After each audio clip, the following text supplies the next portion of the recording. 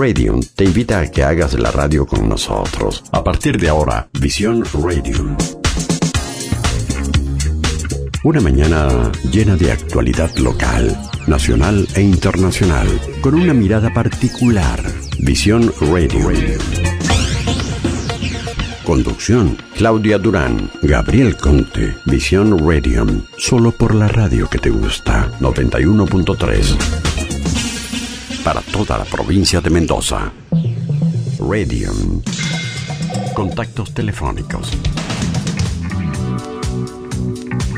Y vos decías, desde el gobierno estaban sorprendidos, pero no son los únicos. Los ciudadanos comunes también nos encontrábamos con esta noticia y decíamos, wow. Lo que pasa es que siempre se sabe que hay vínculos. El tema es que se reconozca desde la conducción civil de la policía que hay que estar permanentemente atentos a esto. Y queremos profundizar el tema con un experto, tal vez uno de los más capacitados para hablar del tema a nivel nacional, que es Marcelo Saín, criminólogo. Él fue interventor de la Policía de Seguridad Aeroportuaria. Bueno, es una persona con una vasta experiencia y actualmente es diputado bonaerense. Le damos los muy buenos días. ¿Cómo estás, Saín? ¿Qué tal? ¿Cómo estás? Buen día a ustedes. Bueno, aquí estamos con Claudia Durán, saludándolo precisamente porque un hecho incorpora a Mendoza a la lista en donde ya está Santa Fe y Córdoba y bueno, debe haber unas cuantas provincias más, ¿no? Donde los policías están involucrados en cuestiones que tienen que ver con el delito, en este caso con la narcocriminalidad. Y nosotros fuimos de los primeros que hablamos sobre su posición, Saín, cuando ocurrió la balacera contra la casa del gobernador Bonfatti, porque usted había tuiteado que no había que descartar la pista de policías implicados en esto. Y finalmente parece que todos le dieron la razón a usted, ¿no? Bueno, ahí Gabriel, me parece, debo decirte que el caso mendocino en cuestión quizás sea un caso puntual de este policía vinculado al negocio de drogas, porque es un poco rústico que él mismo haya sido el asesino. Se ha comprobado que, según las pericias, el arma que mató al matrimonio chileno era el arma que él portaba. En general, la policía, cuando protege grupos criminales y mercados ilegales, lo hace de manera indirecta, a través de digamos, acuerdos con los sectores narcos, en términos generales, y un grado de protección estatal, ¿no? Invisibilizando el negocio, impidiendo que otros sectores de la policía lo conjuren de alguna manera, apropiándose de parte de la rentabilidad. Es una forma también de control del crimen, digamos. Claro. Una forma ilegal, pero en el fondo, digamos, una forma legal de controlar el crimen es regular su cantidad, su quantum, digo. Y legalmente también se puede hacer eso, y de alguna manera ha servido así en la Argentina al respecto. Debo decirte también, Gabriel, que Mendoza no está fuera de la lista de lo que ha sido la expansión del mercado minorista de droga.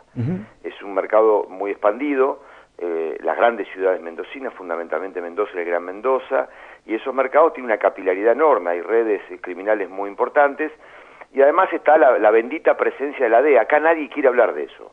Es el tema prohibido en este tema, es cuánto tiene que ver la DEA en lo que es la estructuración de mercados minoristas de drogas, pero no porque ellos lo incentiven. ¿Qué es lo que hace la DEA?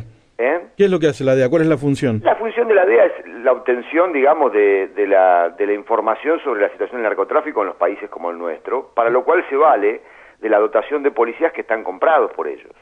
Comprados a través de beneficios en sus carreras, del pase de información, de algunos sobresueldos, son la famosa nómina de la DEA.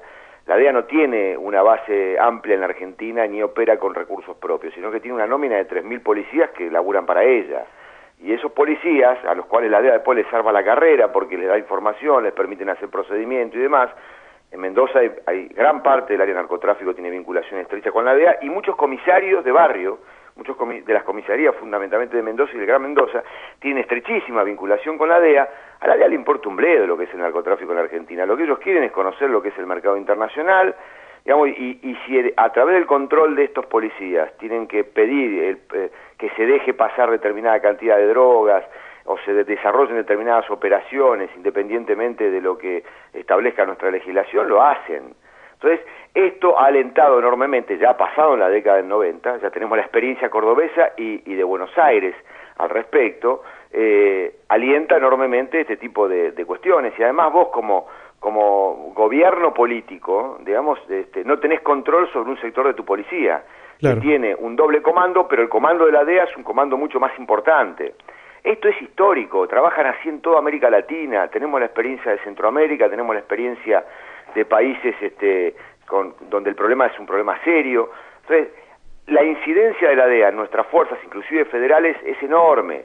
Y me parece que eso es parte del problema, no tenemos soberanía en ese punto y la verdad que el gobierno al respecto no ha avanzado en nada, yo diría muy por el contrario, ha cuidado y ha convalidado ese conjunto de relaciones con la embajada norteamericana. Bueno, de hecho en muchas oportunidades aquí en Mendoza, inclusive se ha destacado con premiaciones y con gran difusión en la vinculación con la DEA, ¿no? Señalando a los policías que están vinculados, lo cual resulta una contradicción, porque para entenderlo, para explicárselo un poco más a la gente que está pendiente de esto y que a veces confía despreocupadamente de lo que hace la policía. El hecho de que la DEA participe implica que los policías dejen pasar algunas cosas con tal de que la DEA los detecte en otro lugar, en Chile, en Paraguay, en Bolivia, ¿no? Sí, porque el objetivo es ese, regional, ellos tienen una mirada regional. Ellos no están violando sus normas con todo esto que estamos señalando. Ellos están haciendo lo que corresponde. El problema es que no siempre tienen intereses convergentes con los nuestros. Bueno, el famoso avionazo con los 1.000 kilos de cocaína que pasó por el aeropuerto de Ezeiza, claro. Ese de los hermanos Juliá, fue que en gran medida una operación pergeñada por la DEA, y yo diría que con algún grado de participación y de connivencia de sectores de la Policía de Seguridad Aeroportuaria en Ezeiza, cosa que ocurre a partir justamente de que nosotros dejamos la conducción de la policía durante el periodo de Julio Postiglioni, hoy al frente de la Cedronar, un hombre de la DEA claramente, se comieron ese avionazo. Ese avionazo fue una operación pergeñada por la DEA, fue una operación donde se intentó impedir dentro de la Policía de Seguridad Aeroportuaria claramente que el flujo de información pudiera dar cuenta de la alerta de ese avión, y el avión fue entregado después a las autoridades españolas, vaya a saber por qué. Digo, estas cosas son importantes, pero volviendo un poquito al tema mendocino, digo, en Mendoza se ha desarrollado un mercado importante de consumo de drogas, ese mercado es ilegal, y hay un alto nivel de protección, digamos, de la policía en esta materia, ¿no? Pero, viste, cuando vamos a Mendoza, los mendocinos enseguida se abroquelan contra los porteños, y nos dicen, como pasó con Vinter y conmigo, que estamos ahí de más, y entonces ahí toda la dirigencia peronista y la dirigencia radical, digamos, se defienden mutuamente diciendo, acá en Mendoza no pasan las cosas que pasan en el resto del país. Bueno, debe ser Mendoza está en Groenlandia. Entonces. Es el famoso eslogan de la isla de los mendocinos, ¿no? Como que nos gusta vivir en esto y termina siendo la isla del doctor Moró en algunas circunstancias. Pero es verdad lo que dice Zain, y hay una cuestión de fondo, que es, me parece, que a los gobiernos los supera la policía. Que los gobiernos no se hacen cargo de lo que pasa dentro de la policía y que la policía establece sus propios vínculos, relaciones y actúa en función de negocios propios, lo cual desvincula el rol para la que fue creada de alguna manera, ¿no? Es así, Gabriel. Mira, yo creo que hace unos entre 20 y 15 años que acá lo que se ha acordado, yo diría, por parte de la política en general, de todos los sectores políticos, es que los asuntos de seguridad y particularmente la gestión del crimen ha sido delegada a las policías. Y la política, con el correr del tiempo y particularmente con la estructuración de mercados minoristas, de personas, de drogas, de autos robados y demás, empezó a intuir que la gestión que la policía hacía de ese crimen era a través de la participación del crimen. Pero el pacto servía, porque este doble pacto, ¿no? Político-policial por un lado y policial-criminal por el otro, de alguna manera estabilizaba la situación. Bueno, yo soy gobernante, estoy 4 años, no he tenido escándalos, no ha sido, la policía me garantizó una clandestinidad eficaz de estos negocios, si yo me tengo que meter en esto, tengo que armar un equipo, no lo tengo que tener un plan, no lo tengo que tener capacidad de gestión política, no lo tengo, puede ser que tenga contestación mafiosa, digamos. Entonces a la política le sirvió esto, le ha sido viable, y de hecho le es viable, porque la mayor parte del tiempo estas policías le garantizan una gestión, digamos, eficiente de la problemática criminal, aún participando en ella. El problema es que los negocios criminales vinculados a las drogas crecen, y la complejización de ese negocio, la mayor rentabilidad de las empresas, digamos, de los grupos criminales, la diversificación, la lucha por un mercado que empieza a estar saturado, entonces son guerras comerciales, pero que son guerras a los balazos, el dominio territorial, el resquebrajamiento, digamos, de la regulación policial, empieza a abrir grietas a ese modelo. Y eso es lo que estamos viviendo en Santa Fe, en Buenos Aires. El caso Candela le puso mucha luz a lo que era la entente entre policías y narcos en San Martín, que es el mercado más sofisticado de la Argentina, creo yo. digamos, está pasando en Córdoba, es una película que todavía no terminó, ya la vamos a ver, es terrible lo de Córdoba. Ahí tenés otra policía DEA pura.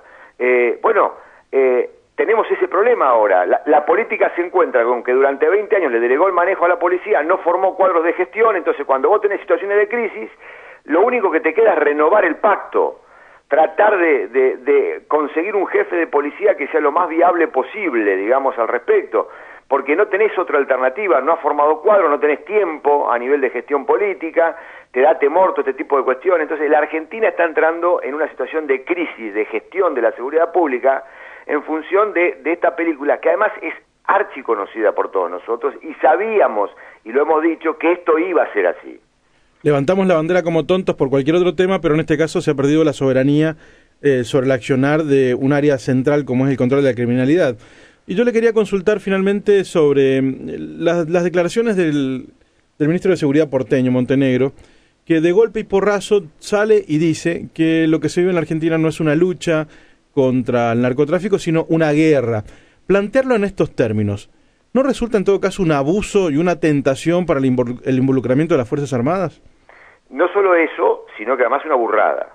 Digamos, en particular es una burrada, porque decir eso y no reconocer que el Estado forma parte del crimen, que el Estado forma parte de la estructuración de mercados minoristas de droga a través de su sistema policial, es ignorar cómo funciona esto. Pero yo creo que hay acá una vorágine de intento de vinculaciones privilegiadas con la embajada, digamos, todo eso de alguna manera es una música que quiere ser oída por la embajada norteamericana, y hay una pelea, una competencia para ver quién es el tipo que mejor expresa esto.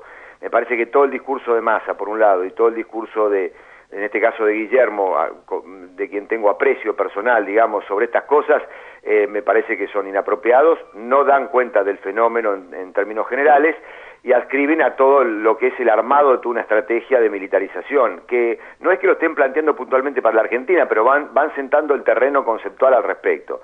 Ya hay documentos del Comando Sur y hay documentos académicos que dan cuenta de que toda la aplicación de lo que es la estrategia militar estadounidense en Afganistán, que es una estrategia de guerra irregular, en términos generales, los brasileños adelantaron 10 años en estudiar esas cosas, digamos, está siendo reciclada por ciertas unidades del Comando Sur en función de ofrecerlas para América Latina.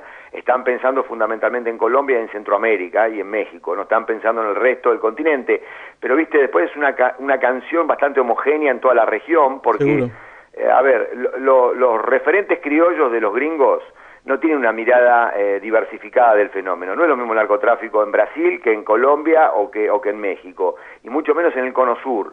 Entonces tenemos, digamos, otro tipo de problemáticas no menos graves. Vamos camino a un sistema de complejización de estas cuestiones, pero tenemos situaciones estructurales muy diferentes. Yo no comparto una frontera con Estados Unidos de 5.000 kilómetros, que es el mercado más importante de Estados Unidos de cocaína. No soy el productor del 90% de la cocaína como Colombia, digamos. Tengo otros problemas, quizá mucho más severos para nosotros, que la estructuración de mercados internos. La Argentina hoy está produciendo cocaína en las grandes ciudades. En Mendoza hay cocinas, significa que hay bandas narcotraficantes que saben terminar el producto en Mendoza, traen la pasta base, la terminan, eso significa más disponibilidad de cocaína, de mejor calidad y una ampliación del mercado, porque hay pautas culturales que hacen que mucha gente consuma cocaína. Bueno, ese es el fenómeno que tenemos que estudiar, no estas pelotudeces de decir que es una guerra. Esto es lo que tenemos, perdón la expresión, Gabriel, perdón. Pero estas son las cosas que tenemos que ponernos a ver nosotros, no comprar el discurso gringo para que te inviten a tomar un champán allá al Departamento de Estado o al Paso a hacer una visita a la DEA. Es así, y finalmente, ya nos quedamos sin tiempo, Marcelo, pero hay algo que hay que decir. 10 años de gran capacidad de poder, de gestión, con mucha fuerza y respaldo popular. ¿Por qué no se intervino en estas situaciones del gobierno nacional? ¿Qué le parece a usted que pasó? Nunca fue parte de la agenda, y en realidad la fórmula con la que el gobierno trabajó la seguridad pública, en realidad primó una mirada conservadora. Yo diría, en materia de narcotráfico, trata de personas y terrorismo, hubo un acuerdo histórico del gobierno argentino con la embajada norteamericana, y eso fue incólume para mí, conozco la cocina de eso. Yo mismo he participado de reuniones en la embajada americana con el resto de los jefes policiales cuando estaba al frente de la PCA, donde me quedaba claro de que había, digamos, un compromiso muy grande con la embajada norteamericana en esta materia. A mí me daban libertad para prescindir de esas relaciones, pero yo manejaba una fuerza que era el 3% del sistema federal policial. no le hacía daño a nadie. Pero yo he estado en reuniones en la embajada donde los jefes de Gendarmería, Policía Federal, digamos, o Prefectura Naval, frente al secretario de Justicia norteamericano, decían que el problema principal acá era el terrorismo y el narcoterrorismo. Sin mirar lo que pasaba adentro, claro. La diplomacia argentina decía otra cosa, y estos tipos decían la canción que ellos querían escuchar. El único tipo que desentonó diciendo eso no es así, no es la política oficial, era yo. Pero había toda una suerte de enclave en materia de gestión de la seguridad pública que es así. Digamos, el kirchnerismo no significó una ruptura a lo que son las tendencias tradicionales en materia de gestión de seguridad pública en este punto. Y esto es una de las deudas pendientes, y esto es lo que tenemos que discutir internamente. Entonces, ¿después qué hace? No sabemos qué hacer, saturamos de gendarme el Gran Buenos Aires, planteamos la baja de la ley de imputabilidad, digamos, no sabemos para dónde correr en situaciones de crisis. Pero no, acá hay una deuda pendiente y no se quiso discutir esto, digamos, cuando se colocó el tema. La oportunidad más importante fue con Nilda Garré, que de alguna manera tenía un discurso parecido al nuestro, y sin embargo la dejó pasar esa oportunidad porque la presidenta ahí estaba receptiva a, digamos, una canción distinta. Pero Nilda es una porfiada, una señora muy caprichosa, entonces terminó en la misma gestión de todo el mundo, digamos, no hay mucha diferencia entre Nilda y Casal, ¿no? A los efectos no discursivos, sino de los resultados finales, no cambió nada. Es así. Bueno, Marcelo Saín, muchas gracias por este rato, ha sido realmente interesante poder hablar con usted esta mañana. Gracias, Gabriel, un abrazo grande. Un abrazo. Hablábamos con Marcelo Saín, uno de los máximos expertos en materia de seguridad de la Argentina, sin pelos en la lengua. Totalmente. Ustedes lo habrán escuchado. El panorama ha sido descarnado y desgarrador sobre lo que ha dicho, pero tiene autoridad para decirlo. Es diputado provincial de Buenos Aires por el kirchnerismo.